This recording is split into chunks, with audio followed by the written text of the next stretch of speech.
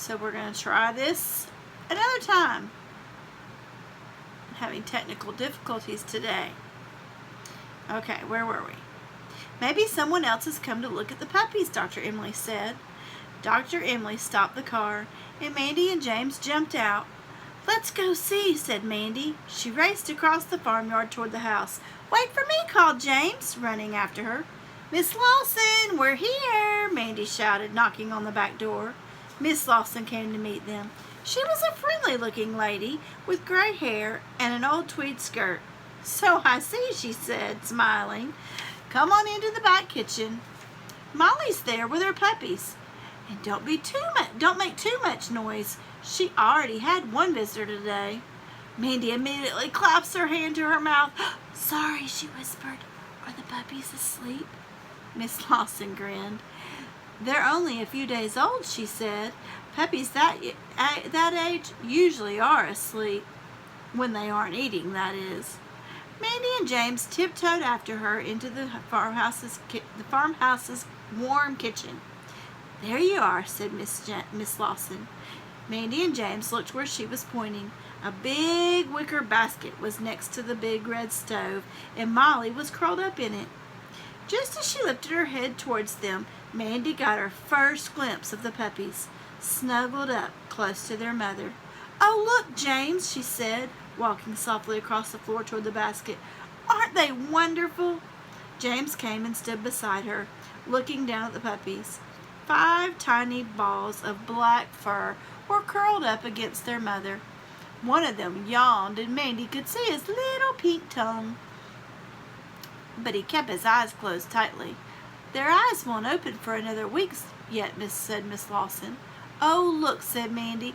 Look at that tiny one, the one that just yawned. Isn't he sweet? Miss Lawson came to stand beside her. I was worried about him at first, she said. He's a strong little fellow. He's going to be all right.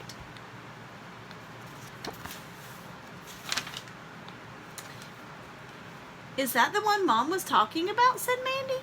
The smallest one of the litter? Miss Lawson nodded. He might be little, but he's a real character, she said. He's got a really friendly nature. Are we allowed to touch the puppies, James asked. Miss Lawson smiled. Of course, she said. James bent down and gazed at the smallest puppy.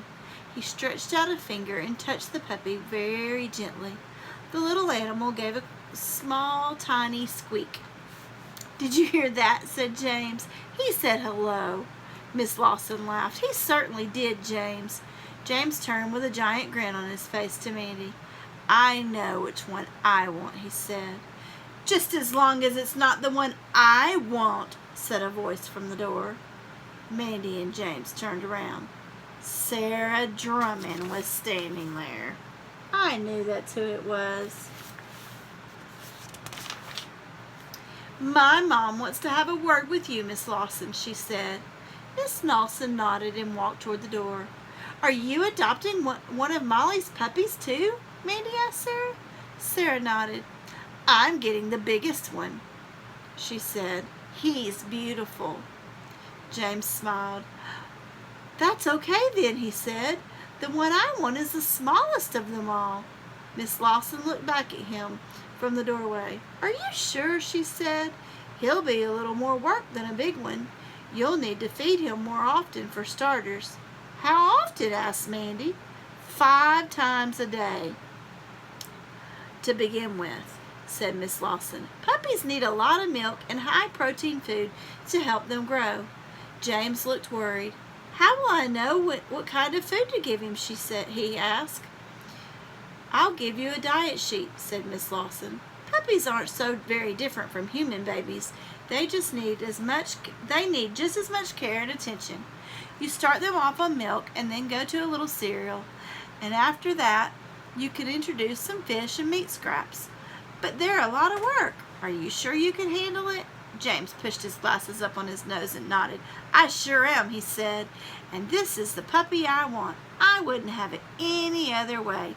He's perfect. And I'll help James look after him, said Mandy. Miss Lawson smiled. Well, good for you, James, she said. I think you've made a very good choice there. She went out of the room. Sarah looked down into the basket.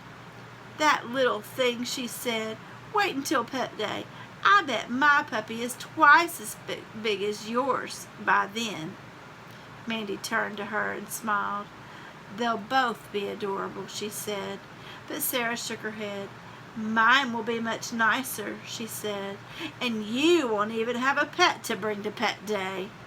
Mandy's face fell, and James stepped forward. "Oh, yes, she will," he said. Sarah and Mandy looked at him in surprise. You know I won't," Mandy said. "What pet?" said Sarah. James looked down at the puppy he had chosen. "My puppy," he said. "Mandy is going to help me look after him. We'll share him. We'll both bring him to Pet Day." Sarah looked annoyed, but Mandy smiled, and James gave a grateful look. "Oh, James," she said, "are you sure? Can I really share the puppy with you?" "Of course you can," James said.